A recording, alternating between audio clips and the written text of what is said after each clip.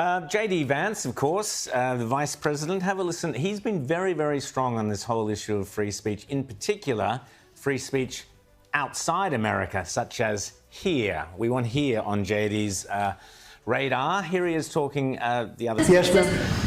In his remarks at the Munich Security Conference, Vice President Vance condemned free speech violations in the UK, particularly. Could you respond? What is your message? I have an idea. We have the man right here. Come on. Let's go, JD. We're putting you on stage. Great. Yeah, look, I said what I said, which is that we do have, of course, a special relationship with our friends in the UK and also with some of our European allies, but we also know that there have been infringements on free speech that actually affect not just the British. Of course, what the British do in their own country is up to them, but also affect American technology companies and by extension American citizens. So Britain has just suffered one of its most embarrassing diplomatic episodes in years.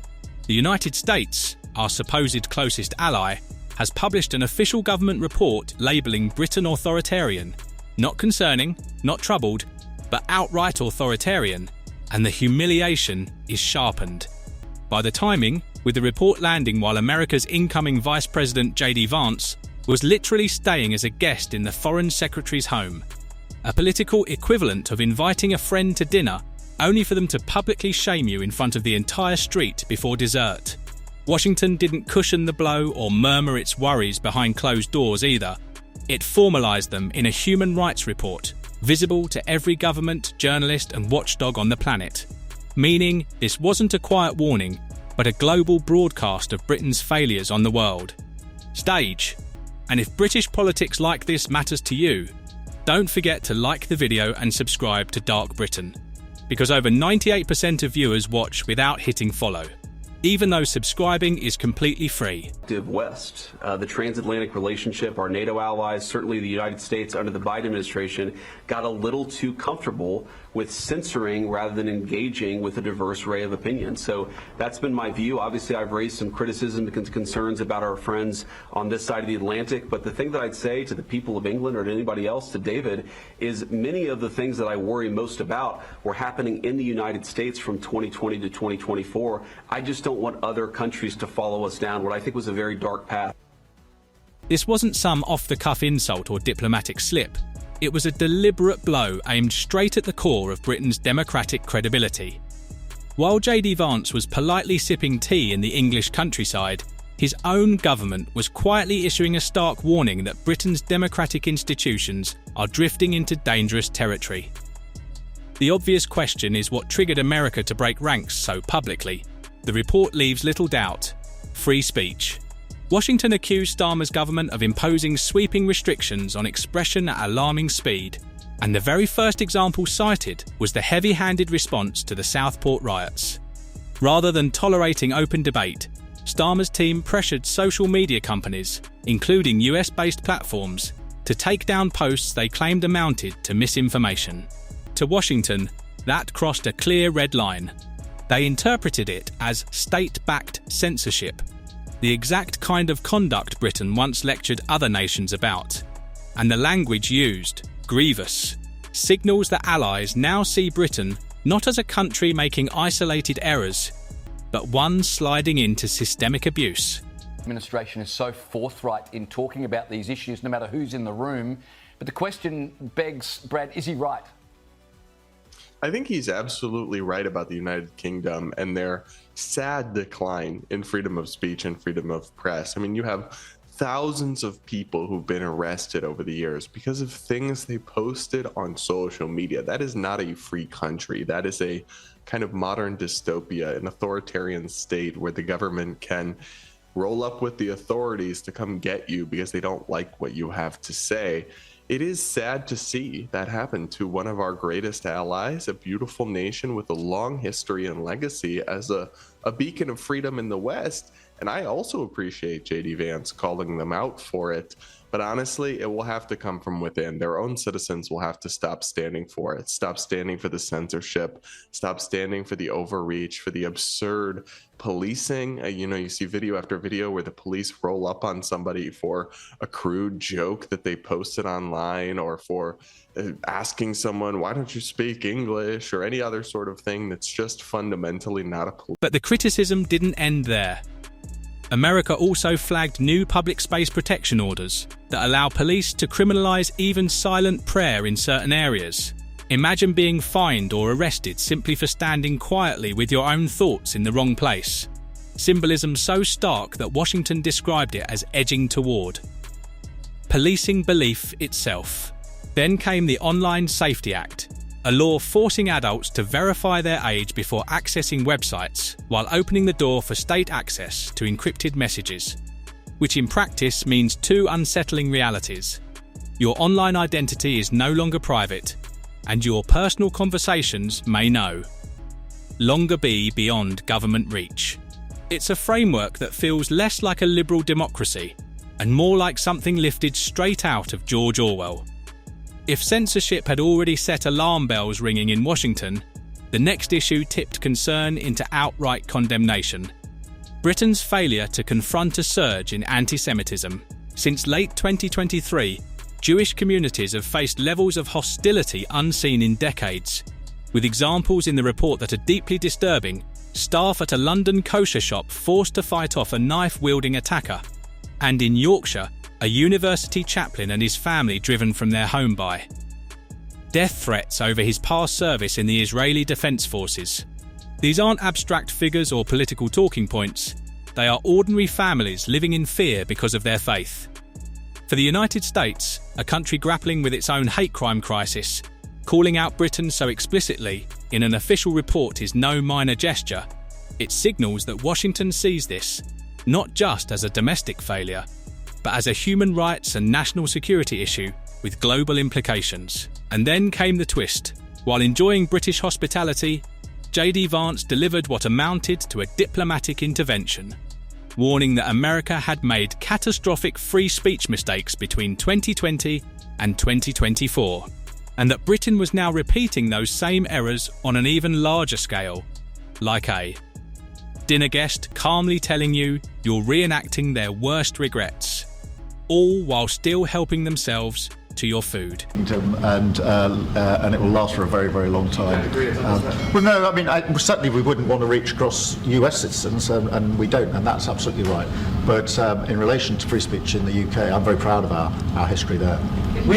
Faced with this barrage of criticism, you might expect the British Prime Minister to respond with confidence and authority. Instead, Starmer delivered a display so feeble it bordered on the humiliating. When pressed on free speech, he didn't sound like a leader defending a fundamental right. He sounded like an anxious student fumbling through an oral exam. At a moment when Britain needed clarity and strength, he projected hesitation and doubt. By contrast, the American report showed no such restraint.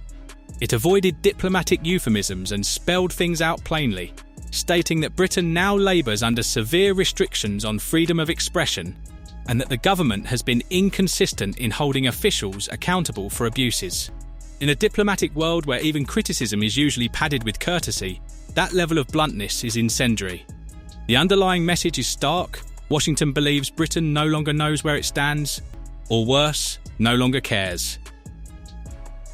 5. Opposed to lost, and but we got along with them also. We have a very good relationship with. And here lies the real danger. Once a country is formally labelled authoritarian, the damage is painfully difficult to undo. Trust begins to erode, quietly at first, but with alarming speed. Trade negotiations become harder. Intelligence sharing slows. Military cooperation is quietly re-evaluated. Diplomatic talks turn colder. Allies start asking whether Britain is still the reliable partner they once trusted, or whether it has become unpredictable, even untrustworthy. This kind of decay doesn't arrive with dramatic explosions. It is slow, subtle and corrosive, and once it takes hold, it almost never reverses. The longer Britain refuses to change course, the closer it drifts toward genuine isolation. And perhaps the most unsettling reality is this: this may only be the beginning. If the government continues expanding surveillance powers, restricting speech and enforcing hate crime laws selectively, reports like this won't end, they will multiply. each one carrying more weight than the last. Today it is the United States sounding the alarm. Tomorrow it could be Brussels, Ottawa, Canberra, or Tokyo. Once that chorus of allies grows louder, it becomes impossible to ignore, let alone silence. The question now confronting every citizen is stark and unavoidable. Are we witnessing a temporary rough chapter in Britain's democratic story, or the real-time dismantling of democratic Britain itself? For now, people can still debate, protest, and question, but even that cannot be assumed forever. Rights surrendered are rarely returned without a struggle, and history shows that once a government grows comfortable silencing voices, it seldom stops at the first step. That is the core of the crisis. Britain, once held up as a beacon of democracy, is now being treated as a cautionary tale. America is no longer applauding us, it is warning the rest of the world about us. And that shift from respect to alarm should jolt every citizen awake. Because if this doesn't trigger concern, what possibly will? When does silence turn into complicity? When do people realise that their inheritance, the freedoms generations fought, bled, and died for, is being squandered like loose change by careless leaders? So the real question is unavoidable. Have we already crossed the line into authoritarianism, or are we simply navigating turbulence in democracy's long story? Is this a necessary wake-up call, or the final warning before freedom slips away quietly and without drama? History will eventually judge, but only if people today are willing to question and act. Share your thoughts in the comments below, because this debate is no longer abstract or academic, it is unfolding right now, in plain sight of the world. And while we still have the ability to speak freely, your voice has never mattered more. The clock is ticking, and the issue is no longer whether Britain's democratic image has been damaged, but whether it can still be rescued. If you want to stay informed as this story develops, make sure you subscribe, because from this point forward, every development matters, and we'll be following every single one. Britain, once the torchbearer of democracy, is now a warning sign. America no longer praises us, it warns the world about us. This shift from admiration to alarm should wake every citizen, because if it doesn't, what will? At what point does silence become complicity? When do people realise that the freedoms generations fought and died for are being spent like spare change by careless leaders? Have we already crossed into authoritarianism, or is this just turbulence in the story of democracy? Is this a wake-up call, or the final warning before freedom slips quietly away? History will decide, but only if we are willing to ask hard questions and act. This debate is no longer theoretical, it is happening now in full view of the world. While we still have the chance to speak freely, your voice matters more than ever. The clock is ticking, and the question is no longer whether Britain's democratic image is damaged, but whether it can still be saved. Stay tuned, because every development matters, and we'll be covering each one as it unfolds.